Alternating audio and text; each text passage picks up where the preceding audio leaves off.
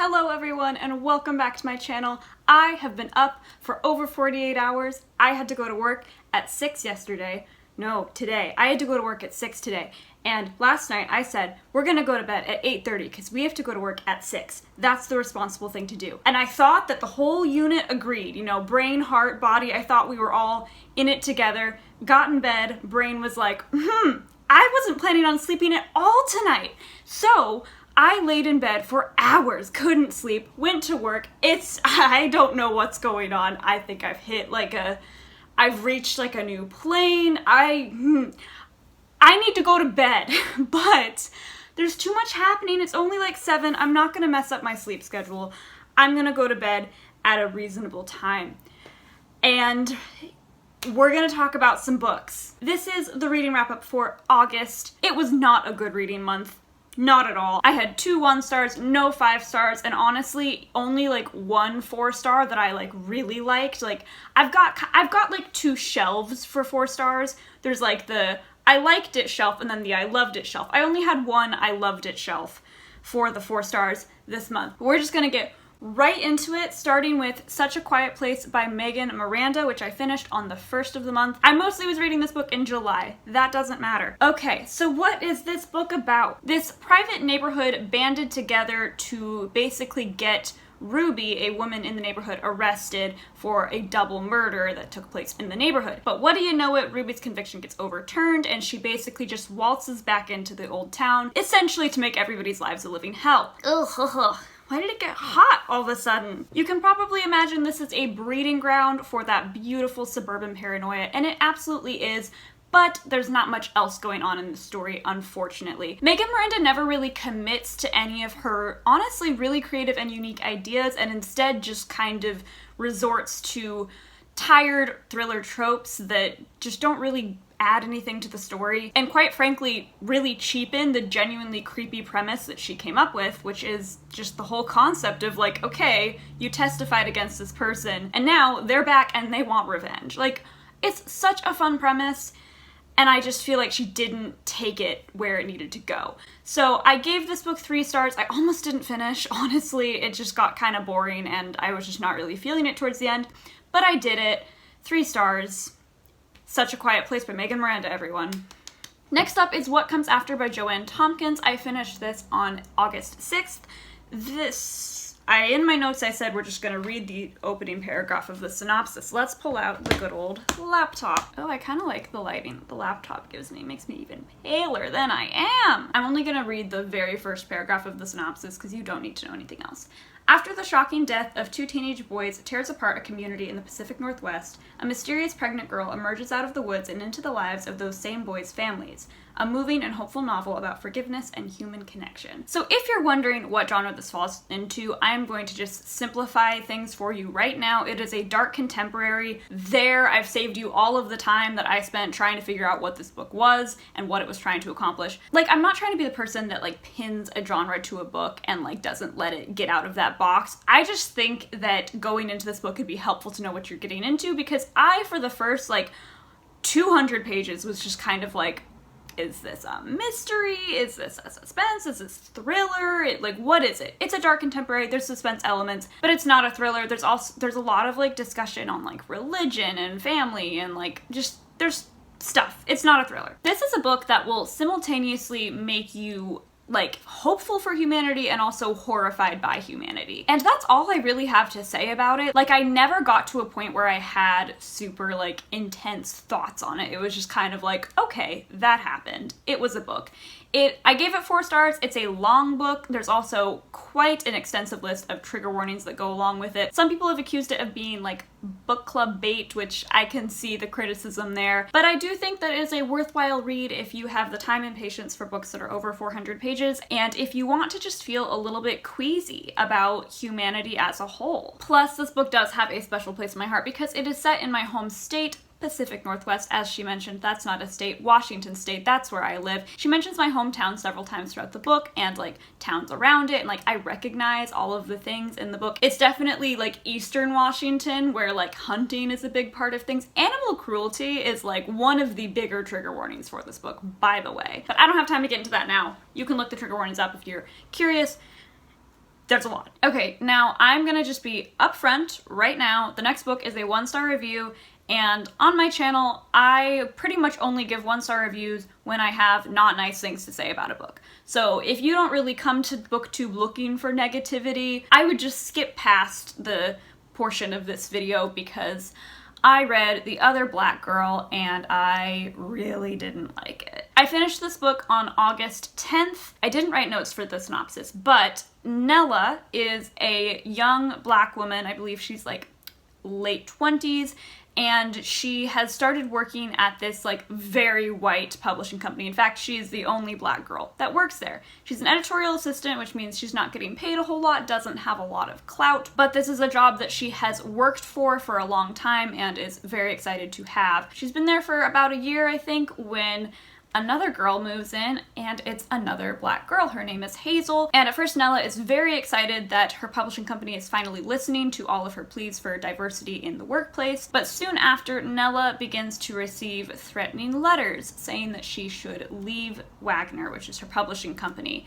and she has to suspect if maybe Hazel, the other black girl, is behind all of this. Okay, so I really wanted to like this, and I felt like I was set up to like this more than I would say the average reader was, because as most people already know, this book was very much marketed as a thriller, and pretty much everybody that read it immediately was like, that was a mistake. And I got the book a little later than everybody else because there was quite a long hold list for it, so I was aware of the fact that a lot of people were rating it low and saying it's really slow, it's boring, all that, so I was like, okay, less of a thrill ride, more of like an in-depth look at like racism in publishing, which for me, I was very excited about that because I'm super interested in publishing. I'm one of those people that has a complicated relationship with it because I love it. I very much have kind of like a starry-eyed view of the publishing world because like I've always wanted to get into that world. But as I've gotten older, I've also been able to recognize a lot of like the really blatant racism and gatekeeping that goes on within publishing.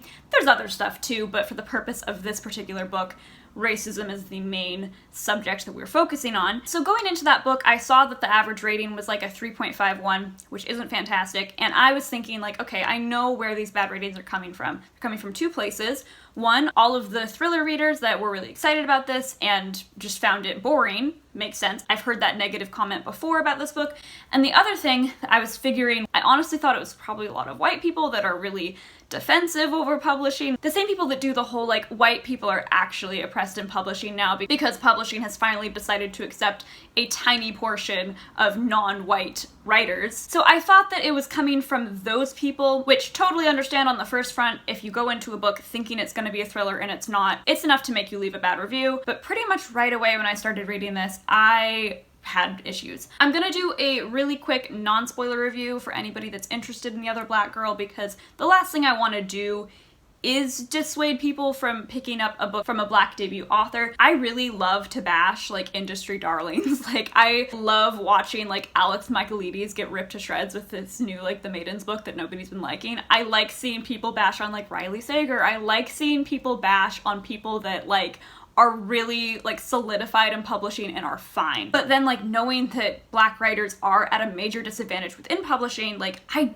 really don't want to like gleefully bash this book. But at the same time, I am gonna be honest about how I feel about it. So the non-spoiler part of the review, I think that the book is just overwritten and frankly ridiculous and not like a fun ridiculous. I personally would not recommend it, but if it sounded interesting, make your own judgment, go for it, all of that. I went into this book expecting to see publishing really like dismantled, and like I was very excited to see that. There's a little bit of racism explored in like the beginning of the book with Nella's white coworkers, but right off the bat, I was having some issue with it just because all of the coworkers that she works with, besides Hazel, are like so stupid and vapid and over the top and just like they don't feel like real human beings. And because a lot of the things that they were doing, while not good and coming from like very ignorant places, it didn't even like touch the beginnings of like some of the stuff that goes on in publishing, which was fine. That was still fine. It was just that all of Nella's coworkers were a little on the unbelievable side, so it didn't really kick the book off to a good start for me. And like I said before, a problem with the entire book is that it is really overwritten and you feel it right from the first page. It just takes the author forever to get to the point of a scene. You just feel like there's all this setup for just a tiny bit of payoff. It's just very painful to get through. But at any rate, I did start to get into it and was enjoying it more, kind of at like a 3-star level. Like I said, the overwriting really made it so it would never be a 4-star or 5-star, just because that was really, really irritating. But I was liking it more as the plot kind of kicked off and like Hazel comes in and we're starting to get the notes and all of that. But then here come the OBGs. And I hate acronyms with a passion, so I will tell you what the OBGs stand for. They're the other black girls. And these other black girls are first presented basically as black women who code switch, and these, like, they're presented as like the big bad that we have to fight. And like, okay, this is like a huge spoiler. The spoiler thing will be up. I'll put it in post so you will know that this is like the spoiler. We later find out that these other black girls are in fact giving out hair cream that basically melts people's brains. So it's basically a bunch of black women hypnotizing other black women. We find this out in like the second to last chapter. It's like right at the end. We spend a lot of this time thinking that the other black girls are simply women that do well in a like majority white industry, which of course by the end we find out they're doing more than that, but like the introduction of the whole other black girl phenomenon was a bit rocky is all I'll say to that. And I just really need to point out again, this book is so serious and boring for so much of the book, and then we end on that. We never get like a sense of like camp or like there's no satire. It's just like serious, serious, serious, serious. By the way, here's some hair cream that'll melt your brain and make you a zombie. And it's like, okay, whoa. And that's the point in the book where I really had to just kind of go back to my 1-star feeling that I had right from the beginning, just because with the villainization of these like hyper-fictionalized black co-workers or co-worker that Nella has, all of the other problems in publishing, which are serious problems, get totally swept under the rug, and like the white executives that don't allow anyone of color into positions of power in the industry, they're practically exempt in all of this. There's like one white guy that's like implicated in the whole like other black girl scheme, but like really the villains are the other black girls the whole time. And I just felt like it was a missed opportunity, and I don't want to imply that like any black author has the obligation to talk about racism in publishing, except that this book is about racism in publishing. And it just felt like, okay, we went this route, but like, could there have been like a little bit of realism to just counteract the absolute insanity that was everything to do with the other black girl subplot? But moving away from the plot, clearly not for me. I didn't know it until that point, but I don't really like secret societies. That's another facet of this book. I don't really like zombifying hair cream. These are things I now know about myself. But the reason why I had this at a 1-star and not a 2, because it certainly is not the worst 1-star book I've ever read, is that the plot doesn't make the book inherently bad, but the characterization really, really falls flat because Nella, the main character, is so tightly woven into the plot that you literally... Hi. A good way to explain it is Nella, the main character, is a pancake that has burned and stuck to the pan and you cannot get it off. And you can't eat the pancake because it's stuck to a pan that is inedible, which for the sake of this metaphor, the pan is the plot. I have never experienced a character that was that embroiled in the plot to the point where I cannot name anything about her that exists separately from the plot. And you're probably thinking like, okay, well that makes a good book. A character is supposed to be connected to the plot. I agree, but not to this extent. Nella is in publishing, but the only moment where she expresses any excitement or love for reading, publishing, anything is to talk about a book that is specific to the plot. We never see her excited about a project. We only ever see her like stressing because she thinks that Hazel's gonna get it. She has a white boyfriend and he only ever comes up so that Nella can stress about the fact that having a white boyfriend doesn't make her black enough, which with everything to do with Hazel ends up being very relevant to the plot. She has a friend, but all of her conversations with that friend all lead back to either Hazel or a character that also becomes very important to the plot. And it's just so frustrating that we never get to see Nella's passion for publishing, and we never get to see any of her like ideas. We never get to see her exist outside of these suffocating confines in this plot. And last thing that I will mention before moving on, because I've been talking for over 15 minutes now, at the end of the book we do find out that we lost Nella to the hair cream. She took the hair cream from Hazel and she is now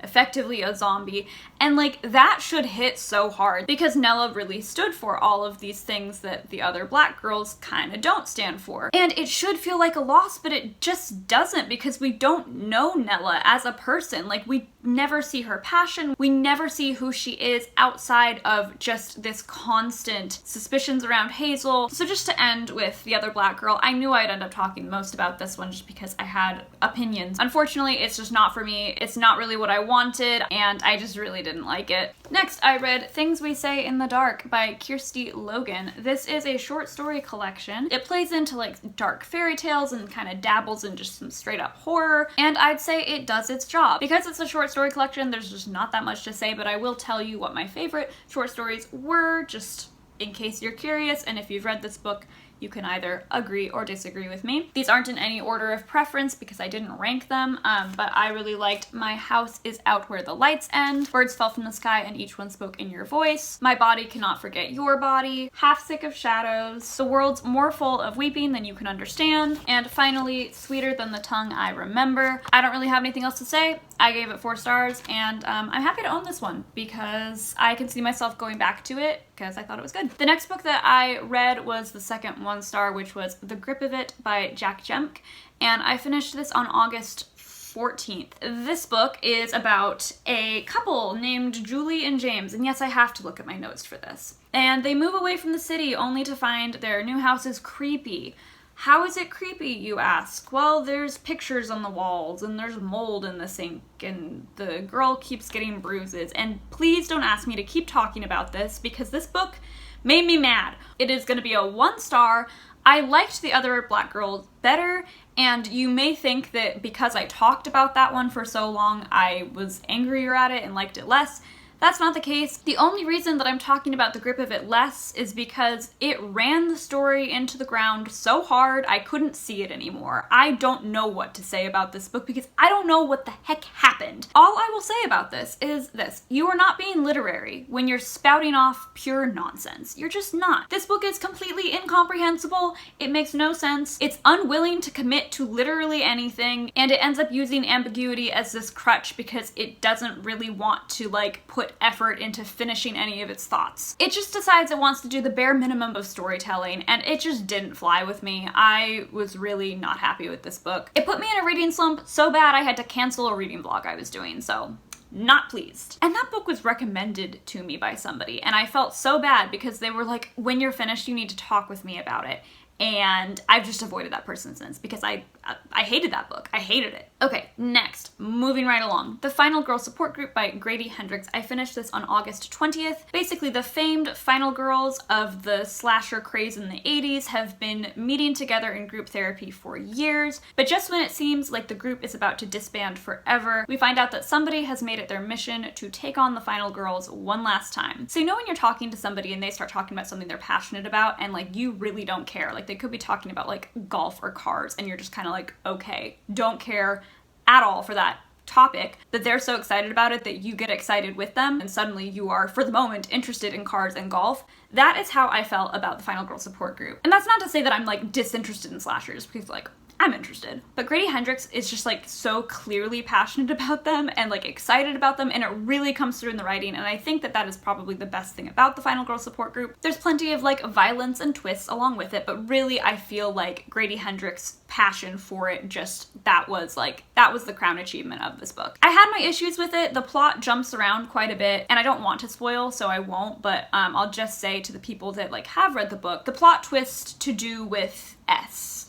I didn't like that. Why did it have to happen? It didn't make sense. I didn't like it. It felt like it was just there to add another twist, and I just didn't feel like that was necessary. But I gave this book 4 stars. I will read from Grady Hendrix again, and that's good because I am very excited to try horror story. I think the concept of like an IKEA horror story is like beautiful, and I'm very excited. The next book was Honey Girl by Morgan Rogers. I finished this on August 22nd. This follows 28-year-old Grace, who has finally gotten her PhD. Yay! To celebrate, she decides to go to Vegas, and she gets really drunk and ends up marrying a complete stranger, and now she's in a position where she has to figure out what she wants to do with her life after spending like years just tirelessly trying to get her PhD, and she also has to figure out how to have a relationship with the stranger she just married, who's a woman, by the way. This is a sapphic romance. I was absolutely loving this, like 5-star loving this, until we got to like the midpoint. This is a very short book, and I think that that is the main problem with it because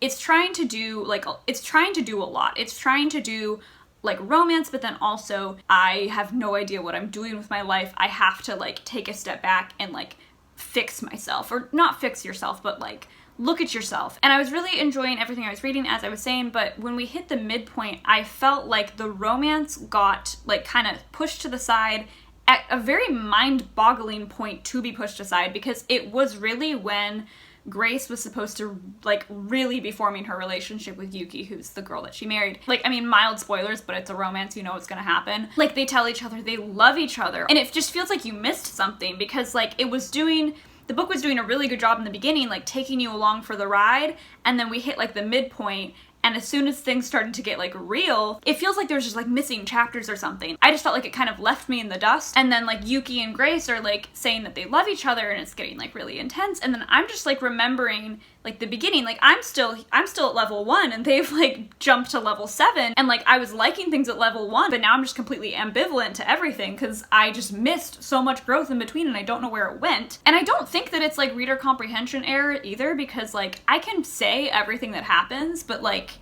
it feels like there's something missing the whole time. I just really don't understand why this book was forced to be so short, because really, I think that is its downfall. It's just too short to do what it wants to do. The only theory that I have, and like it's less of a theory and more of like me being mean, I'll be real, the writing in this book is kind of like eating a piece of cake. Like, it's really good and like delicious and sweet and wonderful for the first little bit, but then like you get too much of it and you feel like you want to throw up. Like, it's very, very like over the top, flowery sweet. So maybe that's why the book had to be short, because it would just be too much otherwise. I just feel like something wonky happened in like the editing process or something, and things just got cut out that weren't supposed to be cut out. I don't know. That's just a theory. Quick warning before I move on.